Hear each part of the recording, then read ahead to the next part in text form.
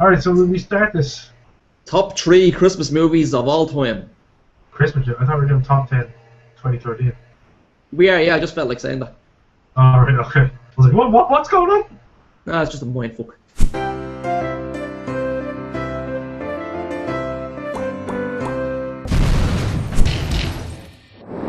So, top movies of 2013, yeah?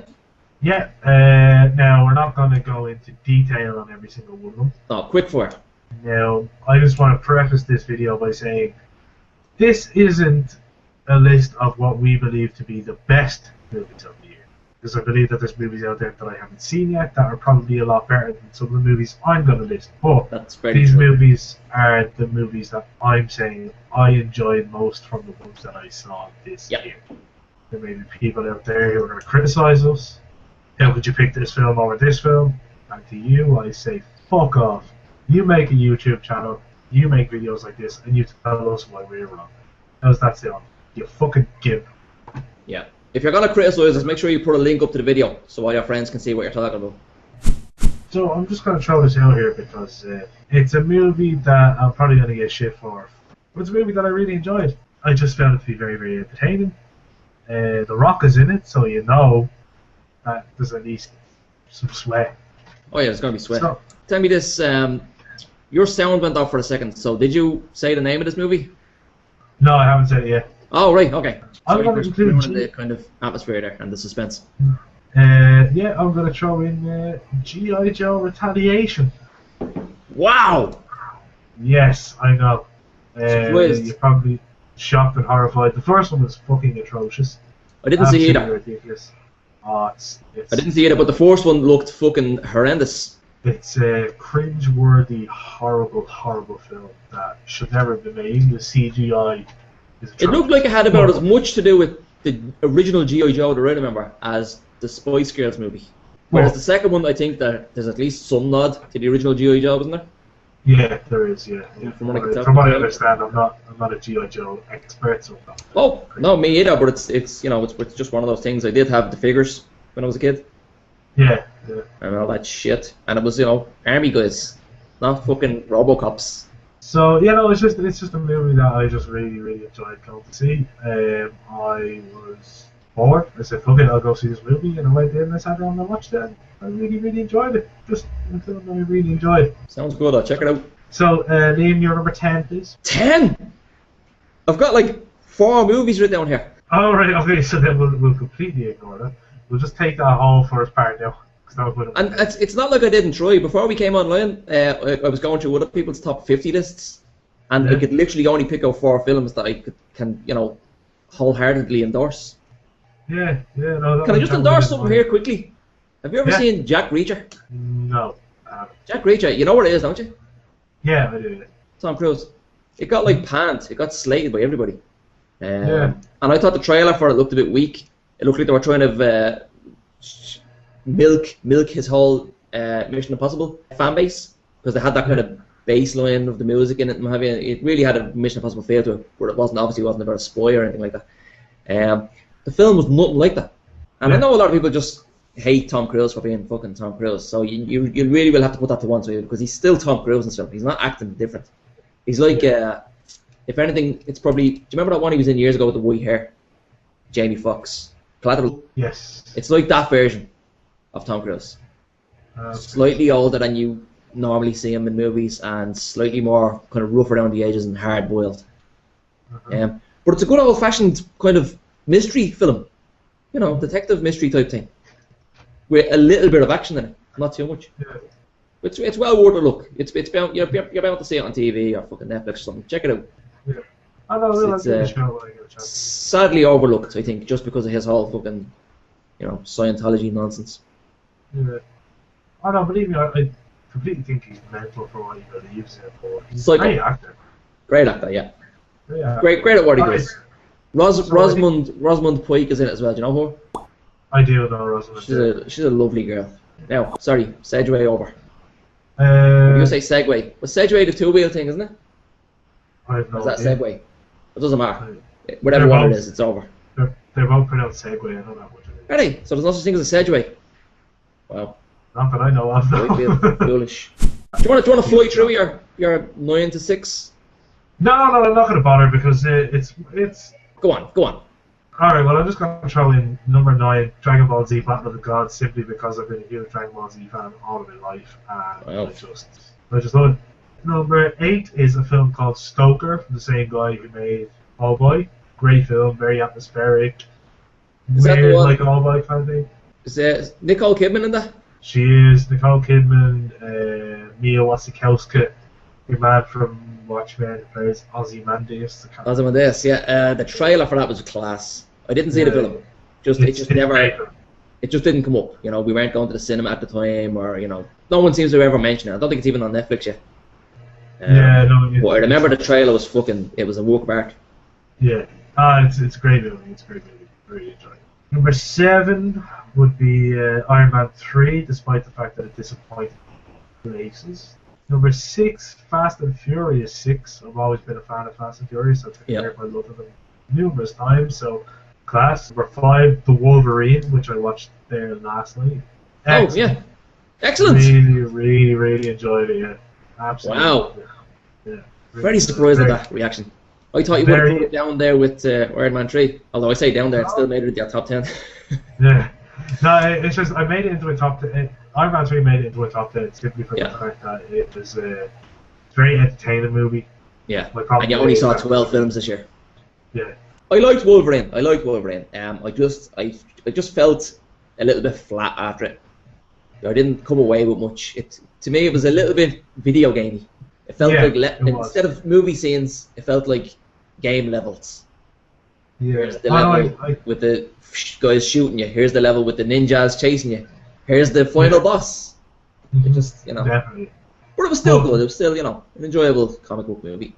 Yeah, it's just that being said, though, I'm a fan of the comic book that it kind of takes very, very heavily from. Oh, really? Right. So it would have been, it was exciting for me to see that on screen. So you would have been familiar with the characters, am I heavy? Yes. Yeah. This was one of the reasons why I thought it felt a little bit flat, was because I didn't feel any connection with the characters. There was a love interest. It didn't feel very convincing to me. Yeah. And I'm because you have the literature in your mind, you're already convinced of it. So that's why you're happy enough with it. But for somebody who's not somebody like an outsider, let's say, Yeah. it didn't really work so well for me. Number 4, Pacific Rim. This is one people have mentioned lately. A couple of guys I've heard saying it on Facebook and what have you, and I'm surprised at how much. I didn't see it, by the way. Yeah. Okay. But it seems to be getting an awful lot of praise. Not so much around the time of its release. I didn't hear much about it when it was released, but definitely in the months following, people were coming out of the woodwork saying, "You know what? Class film." Yeah, I'm not saying that's Guillermo del Toro. it is. And of course, Ron Perlman makes his obligatory appearance. Oh yeah, it's in his contract. It really is. Like I think if I had known that at the time, I would have taken a chance on it. It looked cheesy. It looked like fucking Power Rangers on steroids. There is an aspect of that to the film. But if I had heard Guillermo was at the helm, I'd have been, you know what? I'm gonna give it a chance. Yeah, it's just one of those movies that's mindless fun. Sounds good. I'll take a look.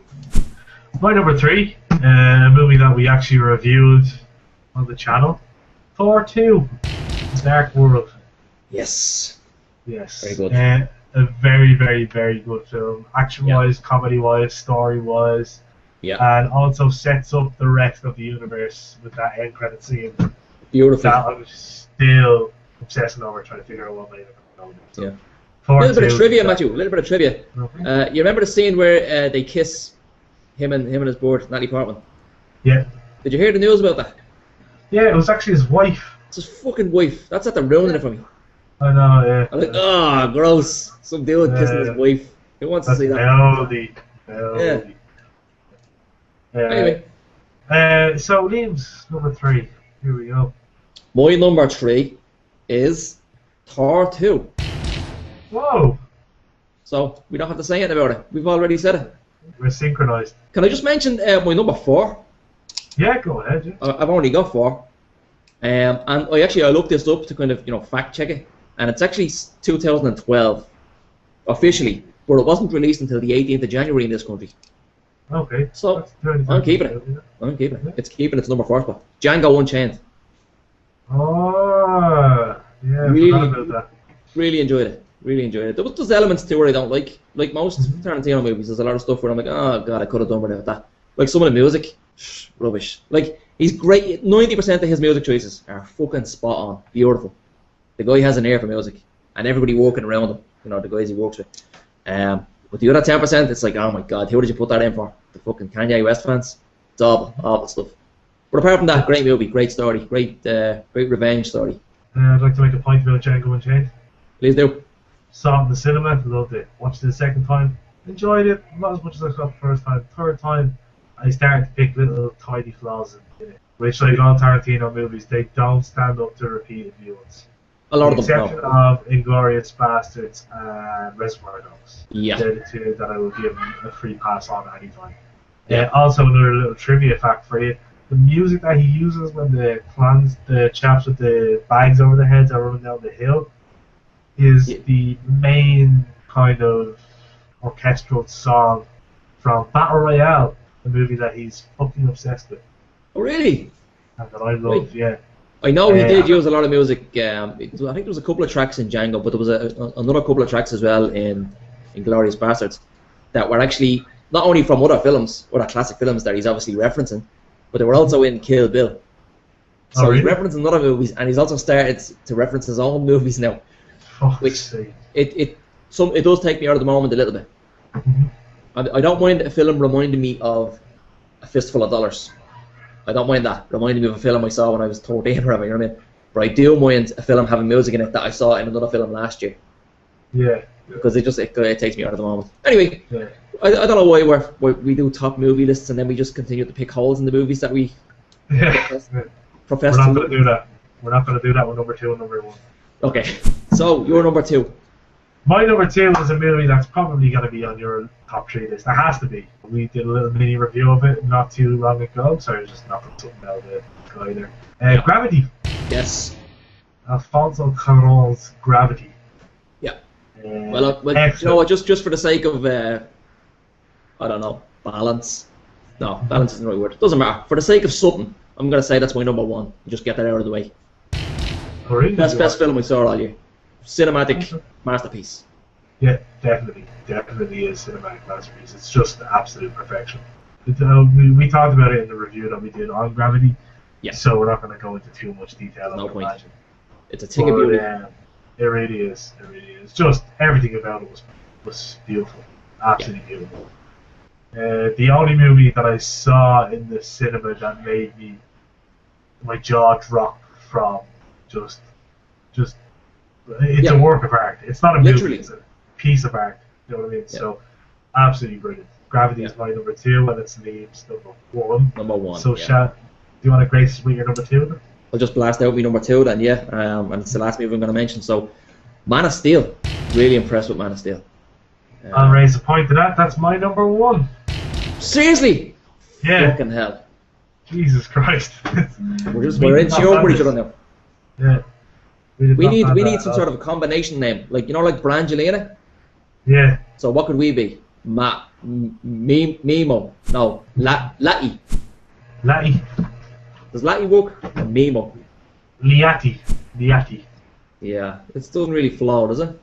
Mimo, Mimo is better. Mimo's not bad. Maybe we could work on it some more. But anyway, yeah, great film, Man of Steel. And there's so many people around me who didn't like it. Yeah. Unbelievable. Although I will say this about them, slightly older than me, and big classic Superman fans. Mm-hmm. So they didn't like the new twists. But what I think Man of Steel did, right? In 1989, when Batman came out, right? He managed to make Batman cool again. Yes. Batman wasn't really cool. In the eyes of the average cinema goer, anyway. People who are familiar with the comics still thought he was cool, obviously. Where Tim Burton was like, boom, no, I'll tell you what, we're going to take out all that cheese, take out all that campness, take out all the tweets. We're going to make this for you. This guy's a badass. This guy's a slightly unhinged badass. And people are like, what? No, that's not the Batman we're familiar with. Fuck you, I'm doing it, he said. And he did it. This is what Man of Steel was. Man of Steel said, that Superman that you're used to, he's a bit of a knob end. I'm going to bring out a new Superman with a beard. And that's what he did. They gave us a bearded Superman, and beards are just badass anyway. They really are. They look at me. Exactly. Badassery. Just a quick, I know we already talked about Gravity, so we kind of skipped over it, but just want to talk about Man of Steel for a second. I fucking loved it. We did. As everyone who has watched our videos knows, I'm our resident kind of geek comic book guy, I suppose. And I've always been a fan of the Superman character when he's done properly. You know what I mean? When he's not just this all-powerful being who's perfect. You know what I mean? People always say the big blue Boy Scout. When he's got conflict, it's when he's exactly. It's no good when he's just good all the time. Yeah, things like he knows he's so powerful. How does he deal with that? How does he keep himself in check? Yeah, people are giving the movie shit about the fact that he lets his dad die. He doesn't save his dad. You were saying when he grabbed him, that. He was a boy. He was a boy, and he was doing what his dad told him to. Exactly. And he clearly wasn't happy about doing what his dad told him to do. Yeah. And as you say, it's the conflict. And the Superman that Hollywood has been famous for the last few years had no conflict. He didn't have any conflict like that. Also, the anger surrounding the fact that he killed General Zod really pissed me off because there's no thing in the canon about Superman not killing. No. There's nothing in the canon about him not murdering people. For the cinematic version that they're doing right now, I think that it's very, very important what they're doing. They've established this character, and they're saying he's not going to kill. It's like, well, why doesn't he kill? I mean, it would just be easier if he just killed everyone because they wouldn't have to deal with him again. It's like, well, no, he doesn't kill because this happened, because he had to kill someone. And it caused so much pain for him. So I think I love the fact that it is that. I thought it was great. It was my favourite movie of the year because I was just very excited to see that character on screen. He was clearly devastated when he killed Zod. It wasn't easy for him to do. I mean, it comes up an awful lot. And the thing is, like, this whole big blue Boy Scout thing, fair enough that the character is a Boy Scout and he doesn't want to kill people and all that bullshit. The movies have never put him in a position where he literally had to kill anybody. There's always been some sort of, I can't think of a better way of saying it. There's always been some sort of get-out clause for him. There's always been some way of him solving situations. In this situation, Zod was going to kill that family. There was literally nothing else Superman could do to save them. So he just snapped his fucking neck. And cried about it. Oh, I can't believe I snapped his neck. He's like, it was me and him. We were the last two Kryptonians. And now it's just me. So, it had to be done. It did. Great movie. Great soundtrack. I love the music. I thought interfered with the screen. Here's what I'll say. I don't know whether I mentioned this before. I bought that soundtrack. Actually, I think I asked for it for my birthday or something. I think I got it as a present. And it's one of those soundtracks that I sort of was too quick to ask for. I was basing it on little snippets of the tunes I was hearing. And those snippets are brilliant. But the rest of the soundtrack, it's like the Batman soundtracks. It's very atmospheric music. It's background stuff. It's Hans Zimmer. It's Hans Zimmer, yeah. And some Hans Zimmer is very kind of, epic and melodic and what have you. But sometimes, depending on what director he's working for, depending on what the director was looking for. And in this case, the director was looking for background, monotonous, just not music as such, just atmosphere. But the music is great. The little snippets of actual music, beautiful stuff. And I think it's there's obviously no throwback to the original Superman themes, which are classics from John Williams. But there's definitely that kind of feel. They captured that feel in some parts of the music where there's trumpets and what have you. Yeah, it's just a great movie. Man of Steel is my top movie of 2013, and Liam's was Gravity. Yes. We actually had the exact same top 3 list with slightly altered positions. That's all. That's uncanny. Yeah. Madness. Pure madness. So yeah, thanks for watching our top 3 movies of 2013. I've been Mattie. He's been Liamo. We've been incredibly synchronized. I think we're both going to start our periods.